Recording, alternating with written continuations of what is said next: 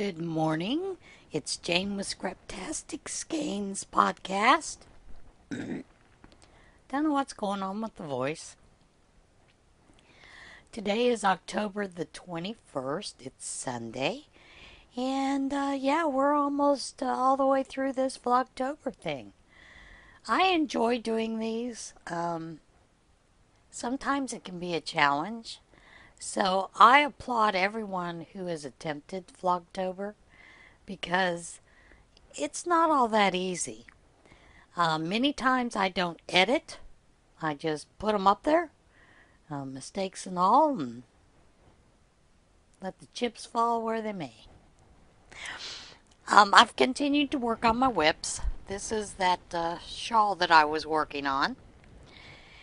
And when I got to this little area here, I don't think you can see it very well, but on this one row where it starts to pull things together to get that nice little wave look, you have to knit 4 through the back loops, and then you knit 4 together right after each other. Yeah, that's not so easy. I found my wrist going, ouch, ouch. They didn't like it one bit. So I've got some tender wrist. Happens. But that was kind of interesting. I didn't expect that to happen. And I went looking on YouTube because I thought, well, maybe there's an easier way than what I'm doing it. Well, when you get to Garn Studio shows when you the knit 4 through the back loop is not all that hard. It's a little bit easier. It is kind of difficult, but you can get it. But once you get it, those next 4, for some reason it tightens those stitches up really tight. Now I crochet and I knit loosely, so it's surprising to me that I can't get this needle through those next 4. But Garn Studio has a video where they actually take and they knit the 4 off, they put it back onto the needle, and then they pass one over the other. But that doesn't look the same. So I'm wondering if maybe I need to knit 5 to get it to look that way, but I don't think when you come back to the next row it'll be correct. So I don't know. I think I'm just gonna fight with it. Did finally get my husband and I. We went to the spaghetti dinner last night. There was quite a crowd. I'm hoping that they had those kind of numbers all night. We went kind of early. You could see where there were kind of lulls, like anything else, there's a lull in the amount of people coming through. But I had forgotten that they had a quilt that was being raffled off, one that our quilt group had given, mainly Betty Weaver. So, I'm teasing my husband. I said we should buy at least a chance, because you never know, we might need a quilt. He looks at me and he goes, "You really want a quilt? One that when you make quilts?" I'm like, "Yeah, sure, why not? I won't have to make one." So he's like, "Well, we probably won't win anyway." He said, "Wouldn't it be easier to give a donation?" I said, "Well, you can give a donation too if you want."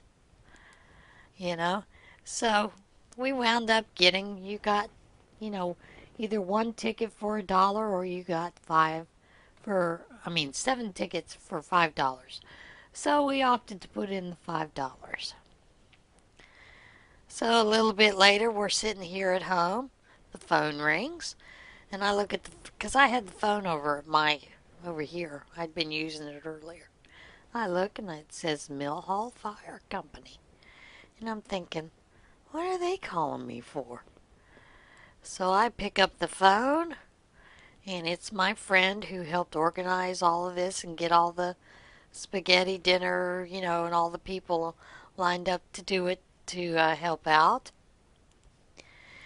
And she's like, "Hi, how you doing?" I said, "I'm doing fine." She goes, "You didn't think I called you just to tell you, you know, hi, how you doing, did you?" I said, "Well, sure, why not?" You know, about that time my husband goes, "Oh my God, you won the quilt." Yeah, I won the quilt. So, oh, that's kind of funny. So I'll pick that up Monday, and then I'll show you the quilt that I won. It's a beautiful quilt. Miss Betty Weaver does wonderful work. Anybody would be proud to have that quilt. So, and then she was teasing, my friend was teasing me. She goes, "Well, you know, you could always give somebody the quilt for a Christmas present." I said, "Yeah, but we also have a wedding coming up soon." So who knows? But it was kind of funny, you know. I mean, I don't expect to win things like that. I hardly ever win anything like that. So, and then I was teasing my husband. I said, "Well, maybe I ought to go out and get a lottery ticket before the night is over, you know, with that." He started laughing. He goes, "Well, you go right ahead if you want to get dressed, go back out." I didn't. But, you know, we have a lot of fun joking about those kind of things.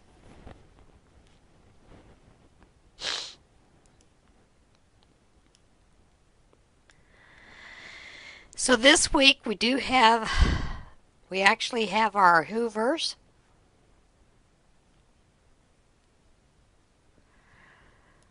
That is, you know, the actual one where we are supposed to go for.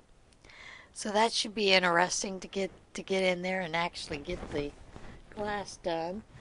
Um, the fellow that Mr. Hoover that has the shop, he always notices people in the parking lot. He's probably going to tease me about, "Came on the wrong day, did you?"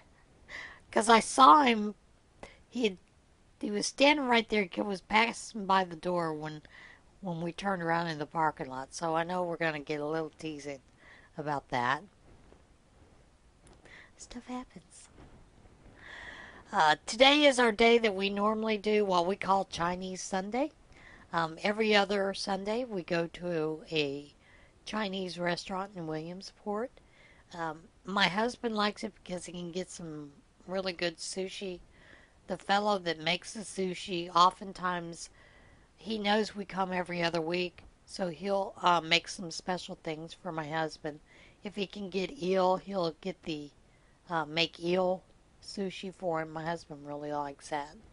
So, and he really makes them really fancy and decorative, and he kind of gives those out to the special people that he likes. So, whatever.